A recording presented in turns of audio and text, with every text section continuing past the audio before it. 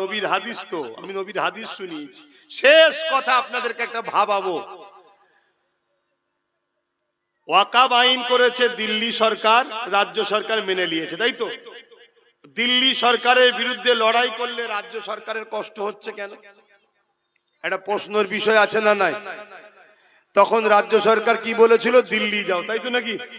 বাংলাদেশে একজন ভাইকে মেরে দিয়েছে, অন্যায় করেছে, কিন্তু বাংলাদেশে মেরেছে, এই রাজ্যে শুভেন্দু আন্দোলন করছে। কই রাজ্য সরকার তো শুভেন্দুকে বলেন যে বাংলাদেশে গিয়ে আন্দোলন কর। এই বলেছে? জোরে বলুন বলেছে? জোরে বলুন বলেছে? জোরে বলুন বলেছে? তাহলে মমতা শুভেন্দু ভাই বোন, আর মসজিদ মাদ্রাসার হয়ে আন্দোলন করলে মমতার বুকে ব্যথা হয়।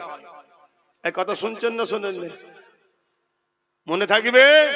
তাহলে রাসূলুল্লাহর হাদিস, অন্যায় দেখলে হাত দিয়ে রোখো, হাত দিয়ে রুখতে না পারলে মুখ দিয়ে প্রতিবাদ করো, তা না করতে পারলে অন্তর থেকে ঘৃণা করে দূরে সরে যাও। তা না করে এই মসজিদ মাদ্রাসা ওয়াকাফের দুশ্মন কেন্দ্র ও রাজ্য সরকারকে কেউ ভোট দিলে ঈমান থাকবে? হাত তুলে সাক্ষী দেন ঈমান থাকবে। হাত তুলে সাক্ষী দেন ঈমান থাকবে। এটা আব্বাস সিদ্দিকী জানানো দরকার আছে না নাই? কারা কারা বলছেন আছে? একটু আর একবার সাক্ষী দেন, শেষবার সাক্ষী দেন। আছে তো নাকি? তাই জানিয়ে দিয়ে গেলাম। এবারে যদি আপনার মনে হয় যে আমার দুনিয়া দরকার, যা খুশি করো, কিন্তু আমার ভালোবাসার বাপ মা ভাই বোনেদেরকে জানানো দরকার আছে না নাই? আপনারা কারা এই আলোচনা শোনার পরও আমাকে বাপ মারা ভাই সন্তানের মতো, ভাই বোনেরা ভাইয়ের মতো আমাকে কারা আপন মনে করে নিয়েছেন? একটু হাত তুলে দেখান। এ হাত সত্য, এ হাত সত্য, এ হাত সত্য। হাত নাবান। একজন ধর্মগুরু হিসাবে আমার মসজিদের দুশ্মন দিদি মুদির সাথে সাথ দেবেন না, মানা করে গেলাম। এবং নবী বংশের আওলাদ নওশাদ লড়ছে ওয়াকাব নিয়ে, সুপ্রিম কোর্টে কেস করেছে, তাকে শক্তিশালী করার জন্য তার সাথ আপনারা দেবেন। বলুন ইনশাআল্লাহ। আল্লাহ কবুল করে, বোন আল্লাহুম্মা আমিন।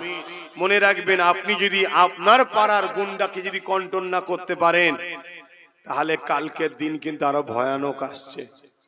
আপনার বাচ্চার মুখের দিকে তাকান, সবাই সংগঠিত হন, ঐক্য হন। আগামী দিন বিরাট বড় যুদ্ধ হবে, প্রস্তুত হন, তৈরি হন। ওপেন বলে যাচ্ছি, জাগিয়ে দিয়ে যাচ্ছি, তৈরি হন, প্রস্তুত হন। শুনছেন তো নাকি?